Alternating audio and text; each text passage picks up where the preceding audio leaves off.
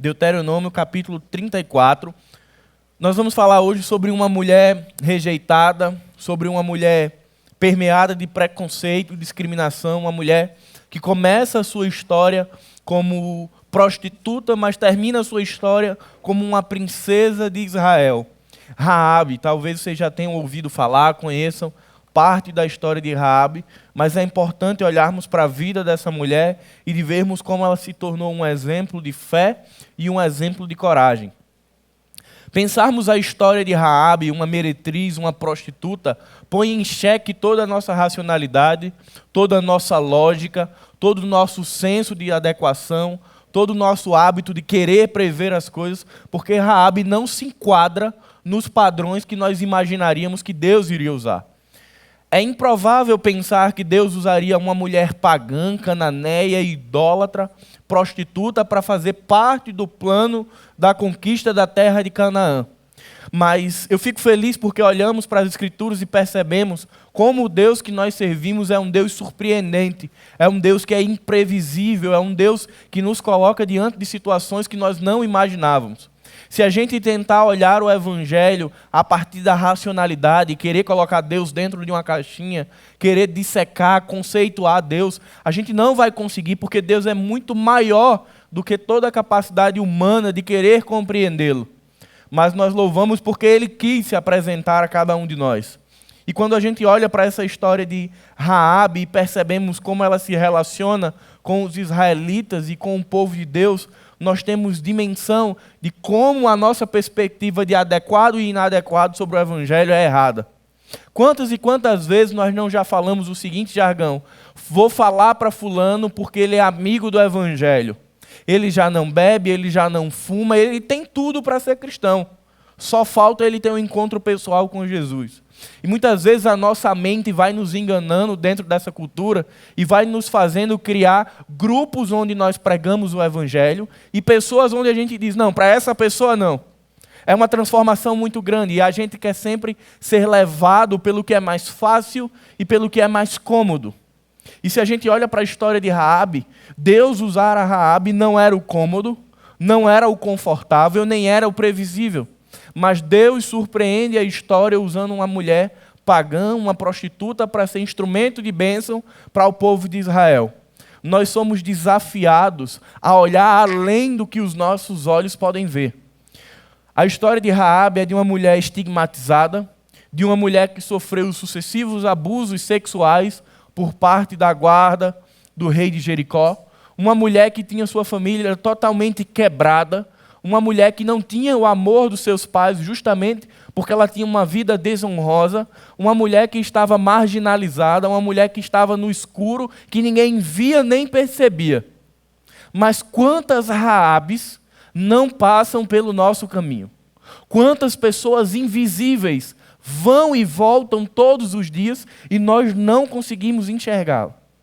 Muitas vezes o nosso coração é levado para esse abismo de enxergar apenas o que é óbvio, do que é previsível. Mas Deus nos chama, através da história de Raabe, para irmos além do que os nossos olhos físicos veem. Porque o Senhor viu a mim e viu a você quando estávamos no escuro do nosso pecado. Quando ninguém olhava para nós, o Senhor olhou. Quando ninguém acreditava que podíamos ser uma nova criatura, a graça de Jesus abundou na minha vida e na sua vida. Pensar Raabe como uma mulher invisível, como uma mulher improvável, é ir ao coração do Evangelho. É imaginar que todas as vezes que o Evangelho ele se revela ao homem, é um Evangelho de improváveis. Quem diria que Raabe seria usado? Quem diria que para reconstruir os muros de Jerusalém, Deus usaria um rei pagão para financiar a construção? Quem diria que o próprio Deus se faria homem para salvar o perdido? Quem diria que o apóstolo Paulo, um inimigo do Evangelho, se tornaria um amigo do Evangelho? Quantas e quantas vezes a nossa mente racional é quebrada pelo Evangelho? E que bom que é assim. E que bom que Deus não se amolda aos nossos padrões. E que bom que Deus é muito maior do que o que nós podemos imaginar e entender. Porque é isso que nos faz ter a dimensão de quem é Deus. Vivemos uma sociedade marcada pelo que é visível, pelo que é tátil, eu preciso ver, eu preciso tocar. Quantas e quantas pessoas não vivem marcadas, não vivem imersas na cultura do eu preciso estar o tempo inteiro nos holofotes. Porque é isso que o mercado diz. Quem não é visto, não é lembrado. E quantas vezes a gente entra num evangelho midiático?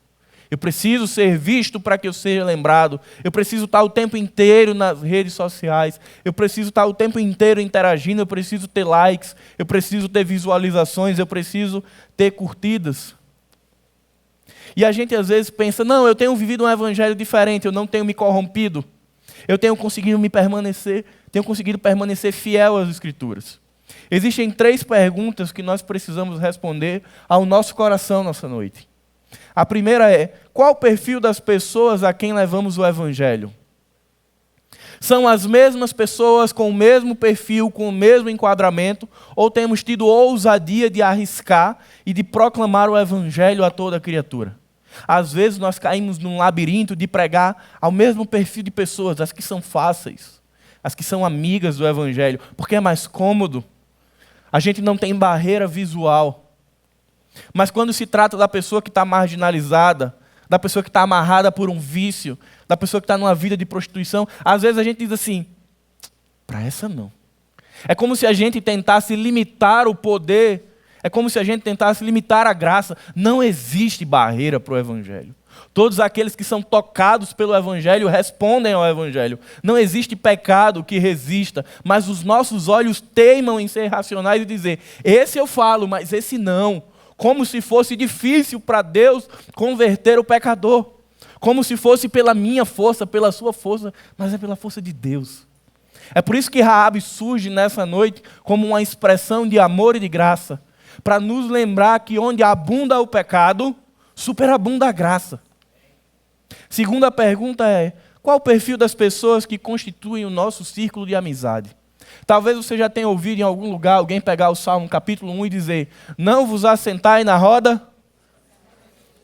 seja só amigo de crente. Que maravilha, né? Que mentira. Como que eu vou alcançar o perdido se eu não me relaciono com ele?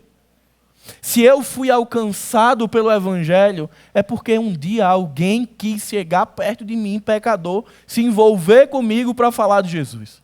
Mas muitas vezes eu planto no meu coração que não, eu não posso me assentar na roda dos escarnecedores. Queridos, o Evangelho tem que ter coragem. Eu gosto de pensar como um bom nordestino, que para viver o Evangelho a gente precisa ser muito arrochado.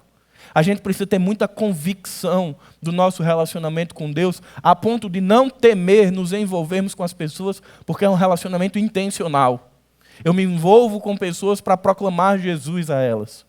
E não ter aquele círculo de amizade previsível, do mesmo jeito, com as cartas todas marcadas. Terceira pergunta, quantas vezes vivemos um evangelho pragmático e previsível, esperando que Deus se revele a nós por meio do óbvio? O que é o óbvio do ser humano? Poder e saber. Quando o nó aperta e nós procuramos pessoas e procuramos soluções, muitas vezes somos enganados pelo nosso coração. E procuramos aquele que tem mais dinheiro, aquele que tem mais prestígio, que tem mais influência, mas Deus nos prega peças. Raabe não era a que tinha mais dinheiro, Raabe não era a que tinha mais influência, Raabe não tinha nada que justificasse a escolha de Deus, a não ser a sua própria vontade. E isso nos mostra que muitas vezes Deus nos dá respostas que nós não imaginávamos. A gente está com um problema e diz, Senhor, eu vou falar com fulano porque ele tem todas as ferramentas para me ajudar. E Deus diz, não é com ele não. Você vai procurar aquela pessoa mais simples daquela região. Só que a nossa mente às vezes não entende Deus. Diz, não, Senhor, tem algo errado. Aquela pessoa não tem nada que possa me ajudar. Tem. Porque aquela foi a pessoa que Deus levantou.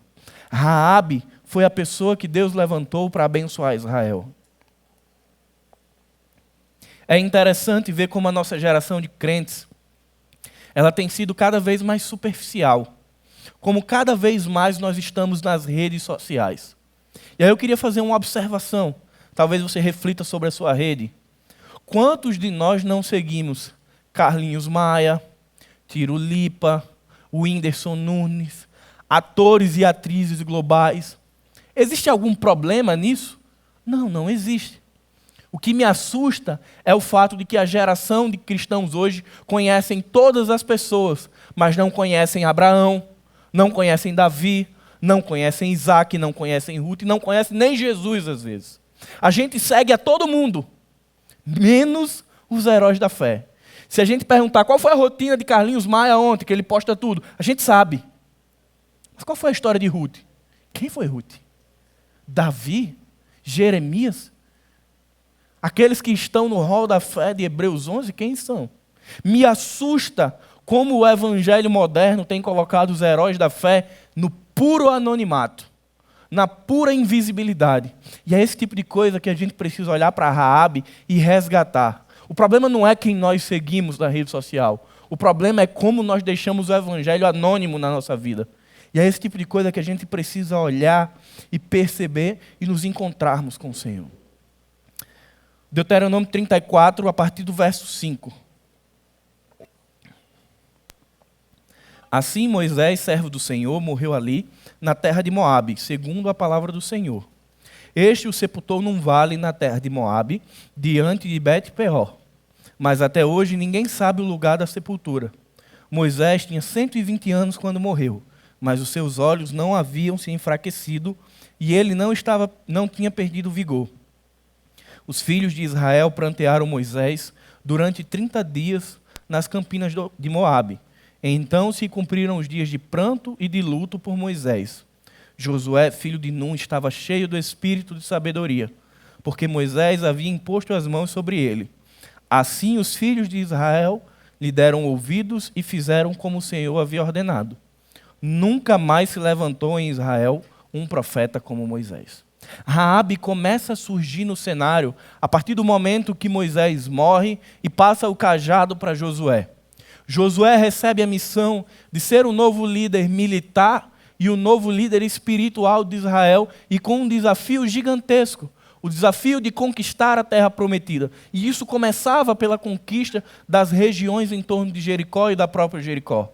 É natural que Josué estivesse com muito medo, muito aflito, muito angustiado. Não era fácil a missão de substituir o maior homem da sua época. Não era fácil conduzir o povo de Israel. Era um povo gigantesco, um povo difícil, duro. Será que o povo iria responder à sua liderança? Será que o povo iria acreditar que o pacto de Deus com Moisés seria dado sequência por meio de Josué?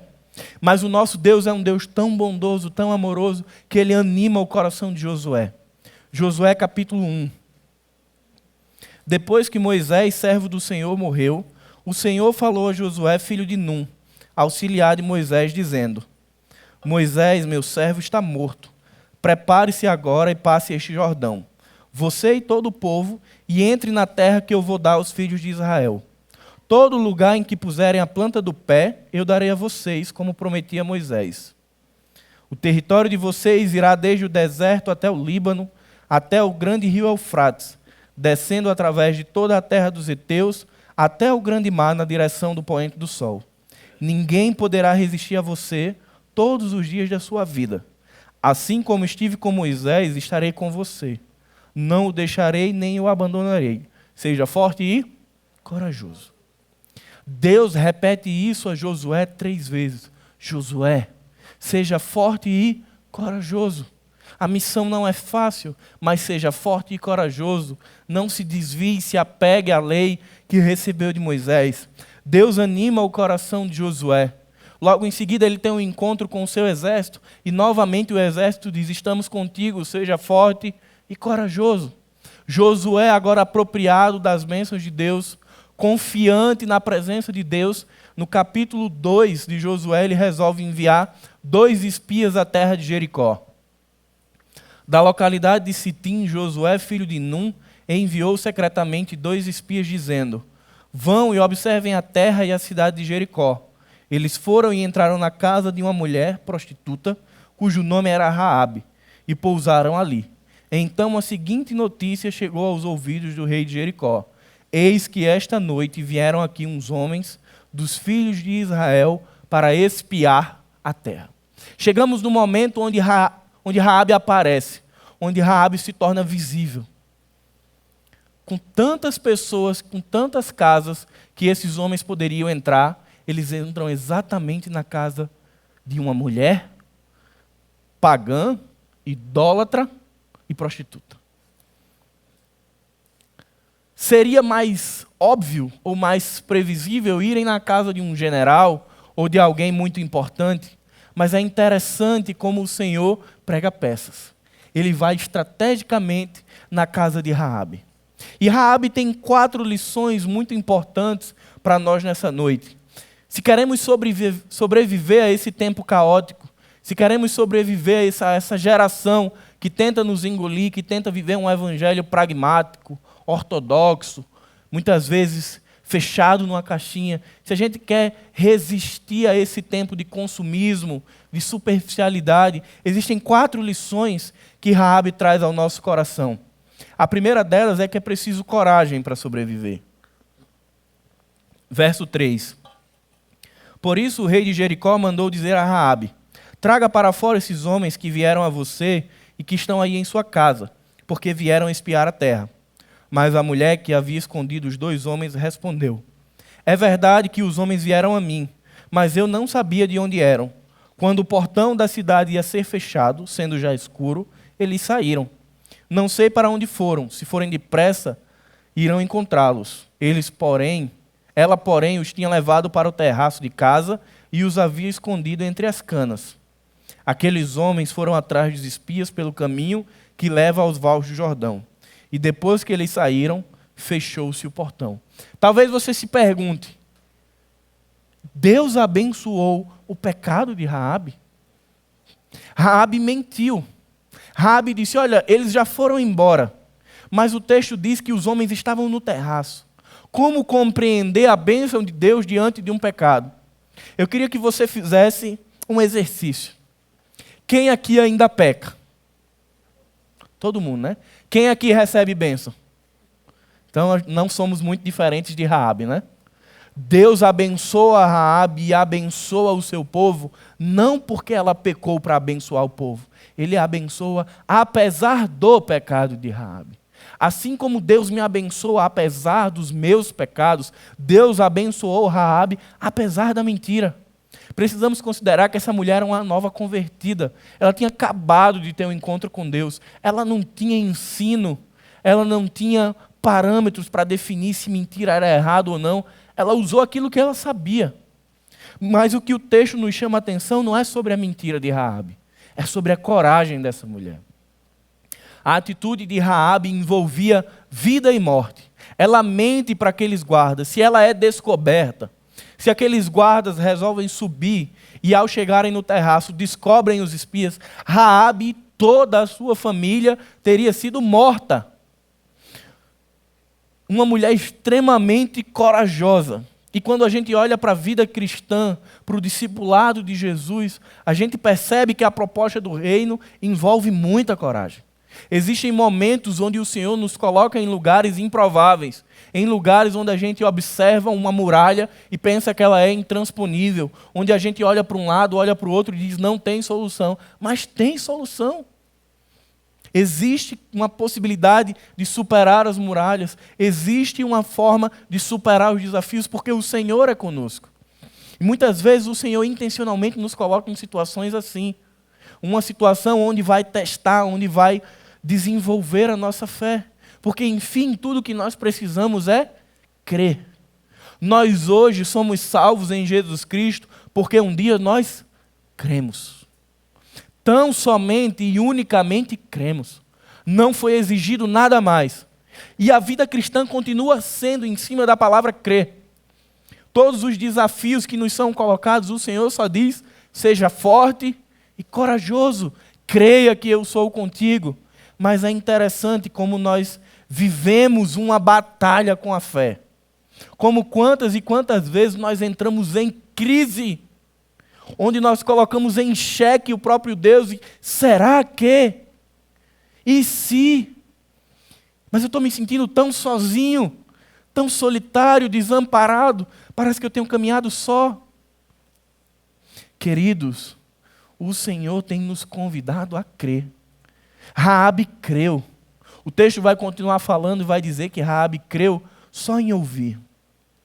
O nosso desafio nessa geração é crer e termos a convicção de que não somos abandonados, que independente de qualquer desafio, de qualquer circunstância, o Senhor não nos abandona.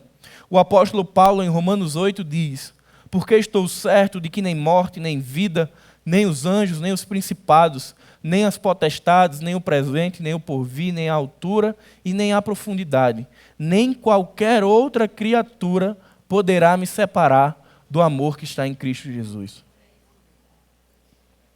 Queridos, por mais que o tempo seja difícil, absolutamente nada nos tira das mãos do Senhor. O próprio Jesus, ele diz que aquele aos quais o Pai me enviar, de maneira alguma os lançarei fora. Nós precisamos compreender que somos propriedade exclusiva de Deus, que estamos guardados na potente e poderosa mão de Deus e que não há nada e não há ninguém, nem coisa alguma que nos separe da eternidade com Cristo. O cenário pode ser adverso, as dificuldades podem ser enormes, mas ainda assim o Senhor é comigo. Ainda assim Ele continua dizendo: avance. Quando o povo chega na frente do Mar Vermelho, você imagine o desespero daquele povo, o exército de Faraó chegando, mas o Senhor abre o mar. E quantas vezes o Senhor não tem aberto o nosso mar? E quantas vezes nós não temos passado a pé enxuto no meio de um cenário que não tinha resposta? A segunda lição é que precisamos reconhecer a soberania de Deus. Verso 8. Antes que os espias se deitassem, Raabe foi onde eles estavam no terraço e lhes disse: bem sei que o Senhor deu esta terra a vocês, e que o pavor que vocês estão causando caiu sobre nós, e que todos os moradores da terra estão se derretendo de medo, porque ouvimos que o Senhor secou as águas do Mar Vermelho diante de vocês. Também ouvimos o que vocês fizeram com os 2 reis dos amorreus, Seom e Og, que estavam do outro lado do Jordão, os quais vocês destruíram. Quando ouvimos isso, o nosso coração se derreteu. Todos ficamos desanimados por causa da presença de vocês. Observe a afirmação de Raabe. Porque o Senhor, o Deus de vocês, é Deus em cima nos céus e embaixo na terra. Quem está fazendo essa afirmação não é um cristão de longa data. Não é alguém que tem experiência e que reconhece na sua trajetória. Quem está fazendo essa informação é uma mulher idólatra, uma mulher que não conhecia Deus, que não tinha história com Deus, que não tinha experiência nem memória. Quem está fazendo isso é uma mulher que só tinha ouvido. Todo o conhecimento que Raabe tinha de Deus se resumia ao que ela escutou. Os rumores na cidade. Está vindo aí um povo que serve um Deus, o Deus vivo, e eles têm destruído nações. Era só o que Raabe tinha, mas Raabe reconheceu a soberania de Deus. E me preocupa como a nossa geração tem dificuldade em reconhecer a soberania. Eu não falo de reconhecer verbalmente, de dizer que o Senhor é o Todo-Poderoso, de dizer que Ele é o dono da nossa vida. Eu falo na prática. Quantas vezes eu não fico com o bastão da minha vida segurando, eu não sei se eu entrego a Deus, se eu seguro, ou eu entrego a Deus e fico desconfiando se Ele vai cuidar, não vai. Senhor, me dá de volta. Porque nós temos dificuldade de reconhecer a soberania e o poder de Deus sobre nossas vidas. Mas isso tem muito a ver com o nosso tempo, com a nossa geração. Vivemos uma vida muito corrida, não conseguimos contemplar a Deus. O Salmo 119 expressa: os céus declaram a glória de Deus e o firmamento anunciam a obra de suas mãos. O salmista está falando que ele contempla a Deus a partir da criação. Mas eu queria que a gente respondesse ao nosso coração. Quando foi a última vez que eu consegui parar a minha vida e contemplar a Deus? Quando foi a última vez que eu fui a uma praia e fiquei olhando o ir e vir da onda e percebi que aquela limitação foi Deus quem colocou? Quantas vezes eu consigo observar a chuva e entender que é uma resposta de amor de Deus? Quantas vezes eu olho uma mulher grávida e consigo ver a beleza do amor e da bondade de Deus de conceder à própria criação a capacidade de gerar vida? Às vezes nossa vida está tão corrida, que a gente não enxerga mais Deus. Raabe só ouviu. a minha geração, a nossa geração, nós podemos ler sobre Deus, nós podemos nos relacionar diretamente com Deus, nós temos a história reforçando o relato bíblico, mas ainda assim a dificuldade de reconhecer a soberania de Deus tem sido grande. Será que não é um momento de pararmos um pouco a nossa vida e vivermos a simplicidade do Evangelho? Raabe, mesmo com uma vida corrida, uma vida difícil, marginalizada, ela conseguiu parar e ouvir. E olhe que o ser humano, ele geralmente só presta atenção no problema. Se você disser assim, olha, teve um acidente ali, sobreviveu uma pessoa. O acidente foi aonde? Não, quem sobreviveu é segundo plano. Porque o nosso coração parece que ele gosta dos problemas. Então a tendência era que Raabe dissesse, estão invadindo a terra, o que é que eu vou fazer, o que é que eu vou fazer? Mas Raabe olhou para onde? Espera aí, esse Deus, ele vem conquistando, ele é o Deus vivo. Raabe não olhou para a circunstância, Raabe olhou para a resposta. Sabe por quê? Porque Raabe parou para observar, parou para escutar.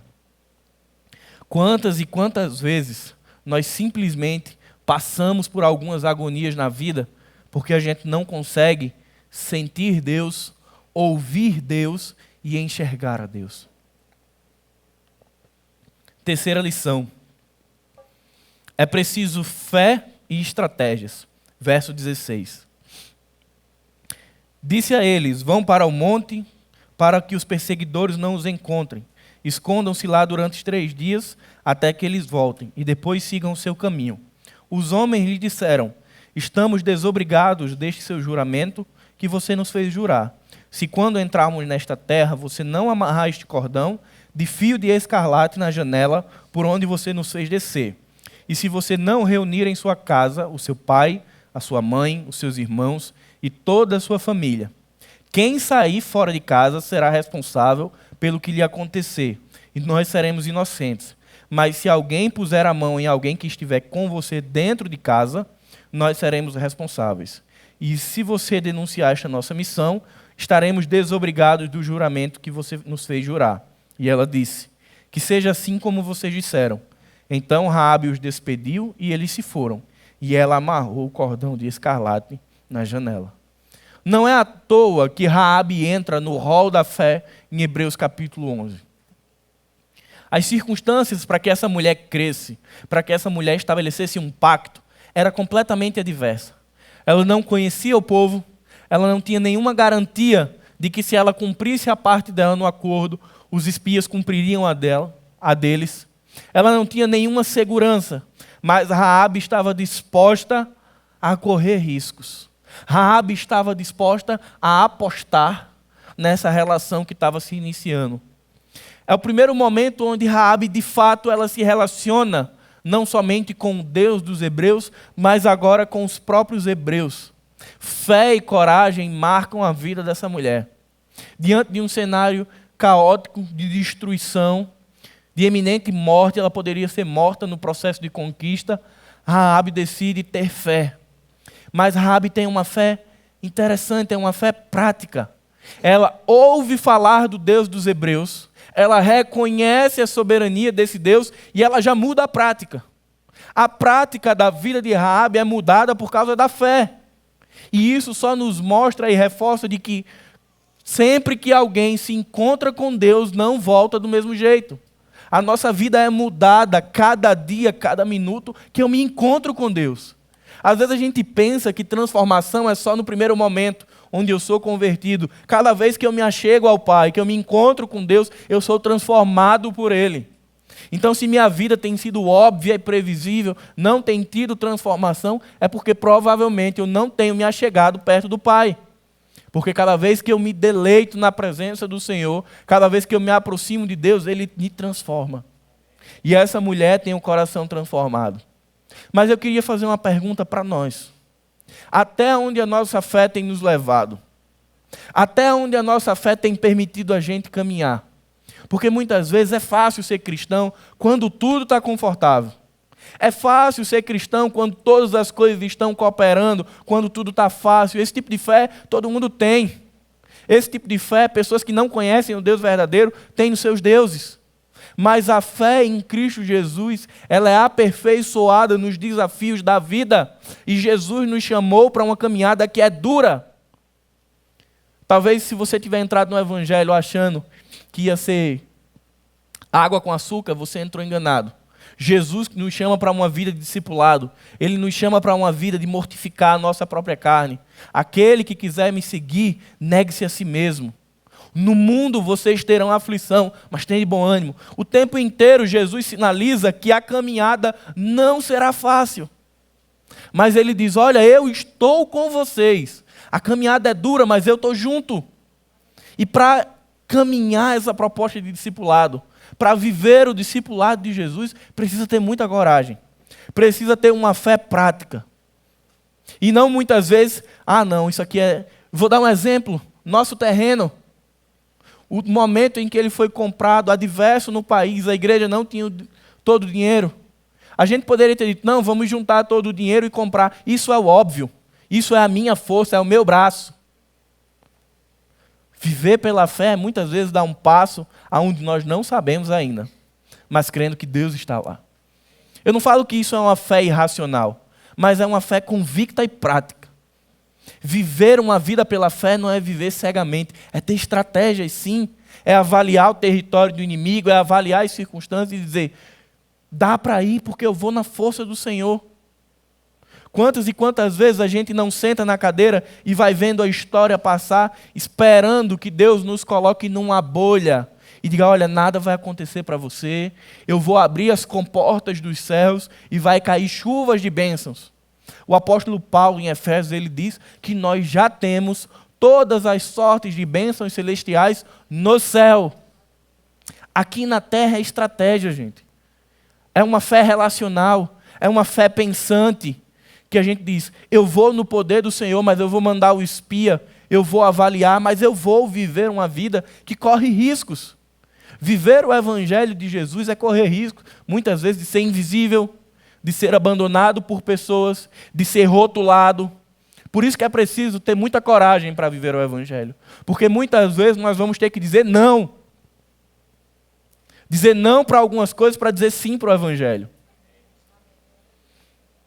E é preciso ter relacionamento íntimo com Deus para entender e ter essa coragem.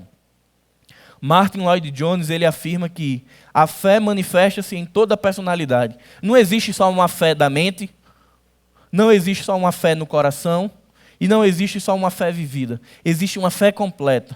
Se a gente olha para a história de Raabe, nós vemos que Raabe sabia que o Deus de Israel era o Deus verdadeiro. Isso estava na mente de Raabe. Raabe, ela temeu por si mesma e por sua família. Isso estava no coração de Raabe. E Raabe, ela propõe um pacto aos espias. Isso estava na vontade, estava na vida prática. Jesus, ele precisa estar na nossa mente, precisa estar no nosso coração, mas precisa estar na vida prática. Sabe qual é o maior erro do cristão? Sabe qual é o meu maior erro? Às vezes ele está aqui, mas quando eu vou resolver minha vida, ele não está no fazer. Jesus está na mente, está no coração, mas não está no fazer. Raabe estava com Deus na mente, no coração e no fazer. Muitas vezes nós colocamos Deus no fazer, mas não está na mente e no coração. Nós somos desafiados a viver um evangelho, uma fé integral, onde Jesus Cristo preenche a nossa mente, preenche as nossas emoções e preenche o nosso fazer, porque nós fazemos na dependência dele. Quarta lição, é preciso permanecer na missão de Deus. Capítulo 6, versos 22 e 23. O texto diz, então Josué disse aos 2 homens que espiaram a terra, entrem na casa da prostituta e tirem-na de lá com tudo o que ela tiver, como vocês juraram a ela. Então os jovens, os espias, entraram e tiraram Raabe, o seu pai, a sua mãe, os seus irmãos e tudo o que ela possuía. Tiraram também toda a sua parentela e os acamparam fora do arraial de Israel. O capítulo 6 registra agora a conquista de Canaã, o momento em que o exército de Israel marcha ao entorno das muralhas e quando eles sopram a trombeta, os muros caem. A partir daquele momento, o exército de Israel começa a invadir a cidade de Jericó. E eu queria que você imaginasse, se colocasse na situação de Raabe. Existia um acordo. Ela disse: eu exerci misericórdia sobre vocês, exerçam sobre mim. Os espias dizem: ok, fechamos o acordo, só que vocês têm que ficar em casa. Ninguém pode sair. Nós vamos conquistar e vamos preservar vocês, porque vai ter um fio de escarlate, um fio vermelho identificando que essa casa não pode ser destruída. Mas imagine, você põe a cabeça do lado de fora, você olha pela janela, aí você vê os muros da sua cidade caíram. Todo o seu senso de proteção acabou. Você vê agora pessoas correndo e pessoas gritando na rua. Desespero. Você começa a olhar e começa a ver gente morrendo. Como estava o coração dessa mulher? Será que foi fácil para Raabe permanecer onde ela deveria estar? O Evangelho de João relata a parábola do agricultor, onde ele fala 17 vezes: permaneçam na videira, permaneçam no agricultor, permaneçam em Jesus. Um desafio para a nossa época é permanecer em Jesus. É permanecer na missão que Ele nos chamou. Nós temos uma série de sinais, uma série de ferramentas que apontam o tempo inteiro que o Senhor é conosco. Nós temos o Espírito Santo sinalizando dentro de nós: filho, eu sou contigo.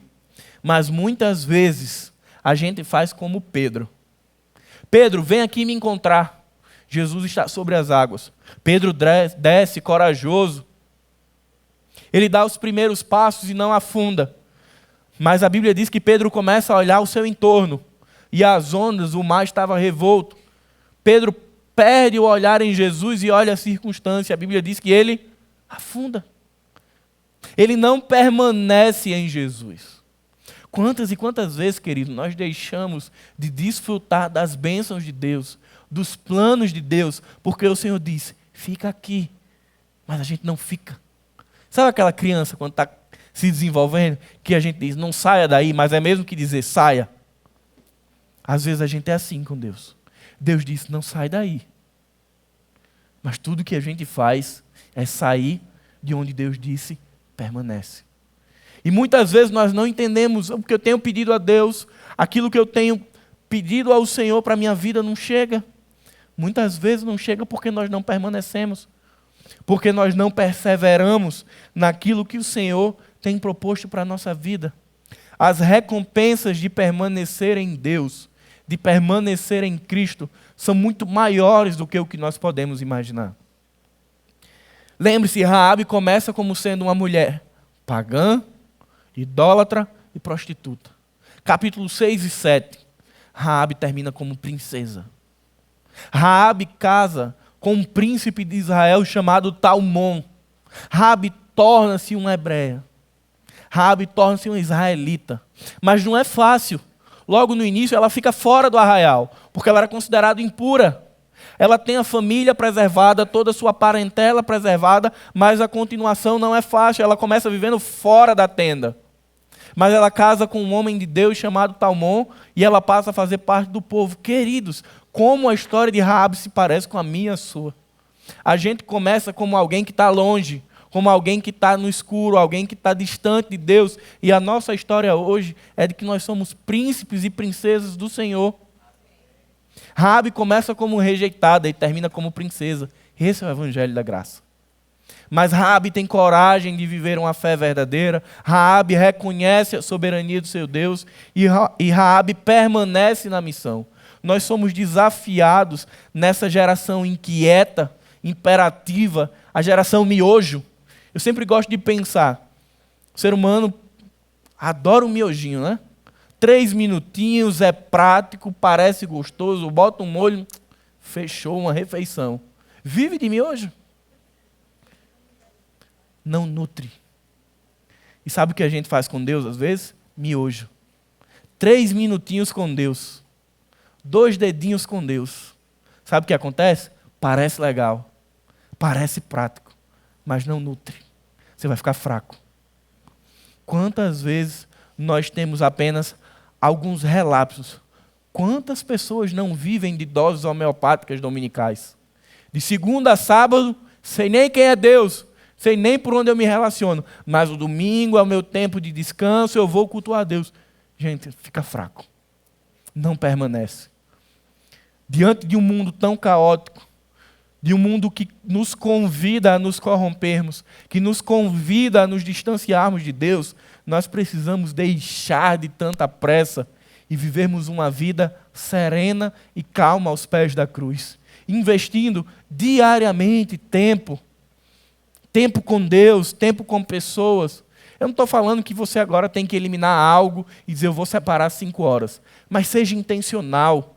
Separe tempo para se relacionar com Deus. Não faça de Jesus um antibiótico que a gente tem na prateleira, mas quando está tudo bem, ninguém usa. Mas quando vem a doença, quando vem o tempo ruim, a gente sabe onde ele está, pega, toma algumas doses, fica bom, guarda de volta. Infelizmente, a gente vive uma geração que trata Jesus como remédio. Quando está tudo muito bem, eu nem lembro onde está guardado. Mas quando o negócio arrocha, aperta, não, eu vou atrás porque eu sei o que resolve. Essa não é a proposta do Evangelho. A proposta do Evangelho é de relacionamento diário. Então, para finalizar, se queremos viver esse tempo e superar esse tempo, 3 atitudes nós precisamos definir e tomar. Não podemos viver apenas pelo que vemos. Precisamos usar a lente da graça.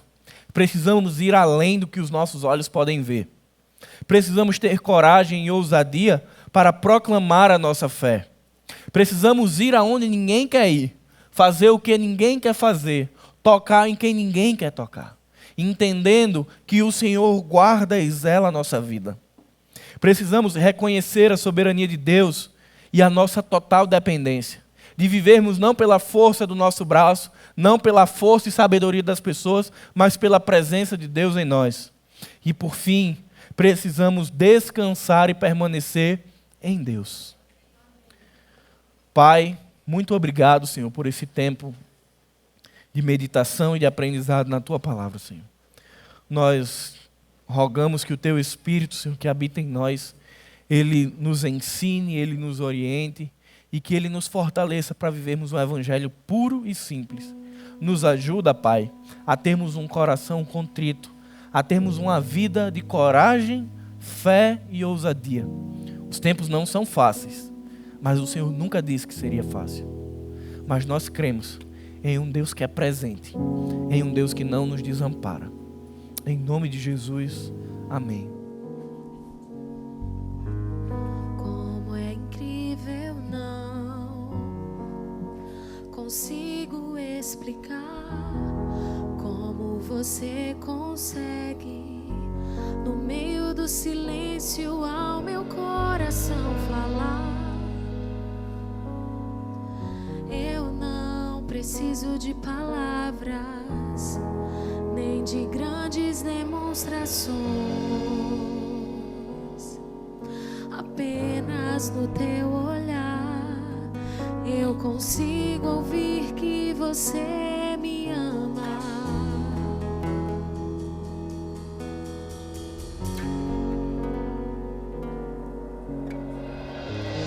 Como é incrível, não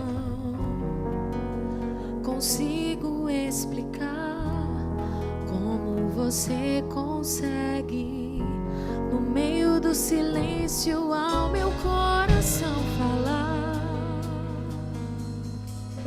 Eu não preciso de palavras, nem de grandes demonstrações. Apenas no teu olhar eu consigo ouvir que você me ama.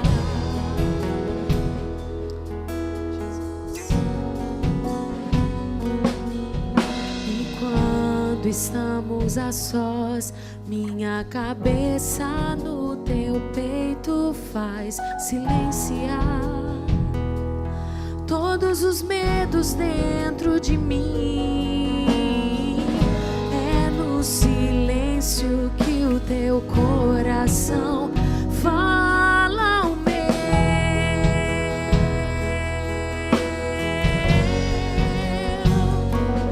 Acalma a tempestade do meu interior. Minha alma agitada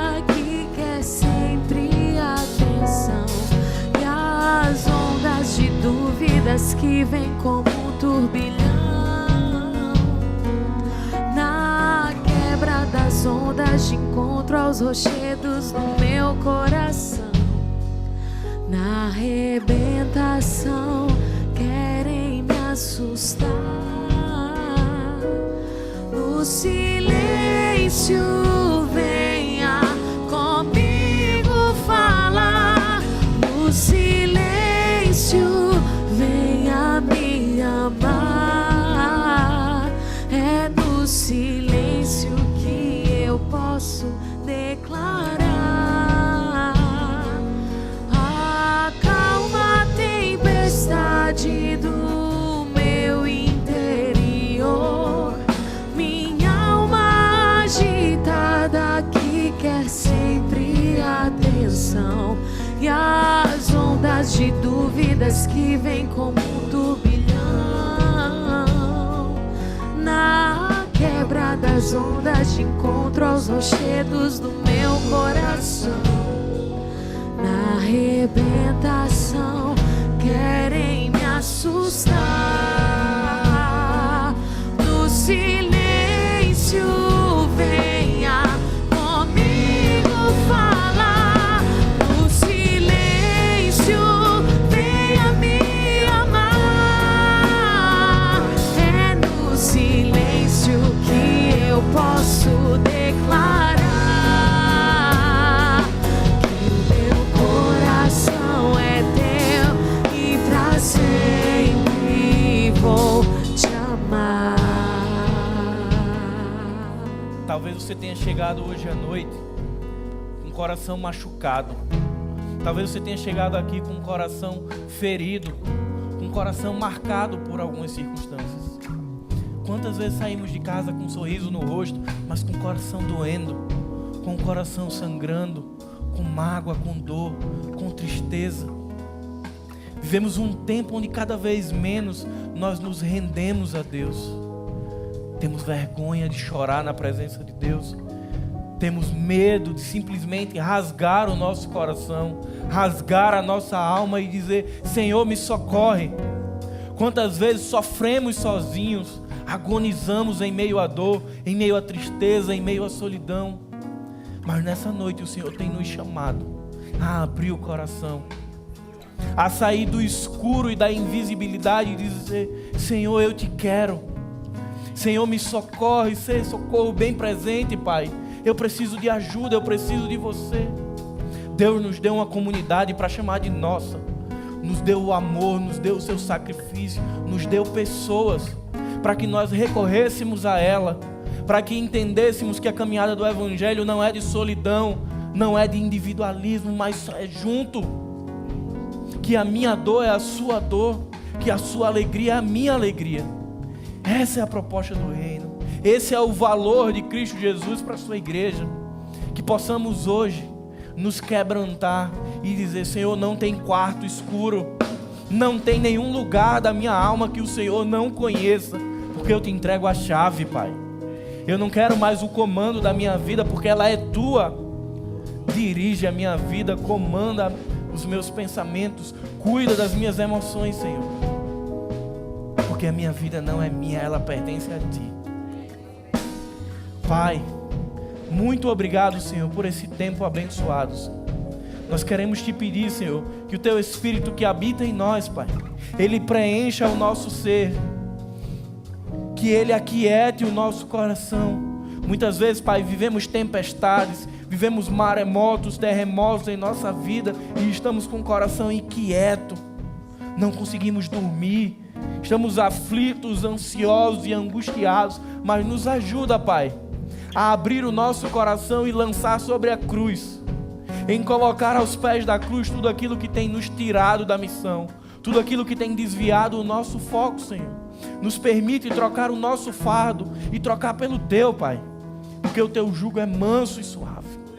Nos ajuda, Pai, a sermos uma igreja gloriosa, que o teu Espírito, Pai, ele aqueça o nosso coração, ele incendeie a tua igreja e nos leve a lugares onde ninguém quer ir, Pai. Que nos faça amar pessoas que ninguém quer amar, Pai. que nos faça sentir o Teu amor e a Tua presença, o Teu cuidado, o Teu zelo, cada dia por nossas vidas, Pai. Que nós sintamos no outro a Tua presença, que nós tenhamos prazer em Te servir e tenhamos dentro de nós a convicção de que precisamos ser fortes e corajosos. Nos ajuda, Pai, a descansar num mundo tão louco, tão caótico, onde ninguém para, Pai. Repousa o nosso espírito, diz: aquieta-se, vai para o silêncio do teu quarto, rasga o véu da tua alma e diz: Senhor, eu preciso de Ti, eu não sou nada sem Ti, eu preciso da Tua presença diária, Pai. Nos permite estabelecer uma relação íntima, não uma relação distante, mas servimos a um Deus de perto, para que a nossa vida seja incendiada e aqueça corações que estão congelados. Que a Tua igreja ela marche por esse mundo, levantando a bandeira do Evangelho, Pai. E sim, muitas vezes temos medo, temos angústia, insegurança, mas, Pai, lembra-nos que em breve Te veremos, Pai. Chegará um momento em que não veremos mais por espelho, mas veremos face a face. Estaremos diante do Teu trono, Pai, dizendo: Santo, Santo, Santo é o Senhor. E que pensam, Pai, porque não fizemos nada para termos esse privilégio, mas foi por amor. Foi porque o Senhor um dia colocou o holofote da graça sobre nós e disse: filho, vem. Querido, volta para os braços do Pai. Permite que a nossa alma repouse, se tranquilize e se aquiete nos braços do nosso Pai. Que o amor de Deus, o Pai, que a graça do Senhor Jesus Cristo e que as consolações do Espírito Santo sejam com cada um de nós, hoje e para sempre. Amém. Amém. Vamos ficar de pé e vamos encerrar cantando essa oração ao nosso Deus. Peça para Ele acalmar a sua tempestade interior. Acalma a tempestade no meu interior. Minha alma agitada que quer sempre atenção. E as ondas e dúvidas que vêm como um turbilhão. Na quebra das ondas de encontro aos rochedos do meu coração. Na arrebentação querem me assustar. No silêncio venha comigo falar. No silêncio venha me amar. É no silêncio que eu posso declarar: o teu coração é teu e pra sempre vou te amar. Amém, Jesus, nós cremos, Deus.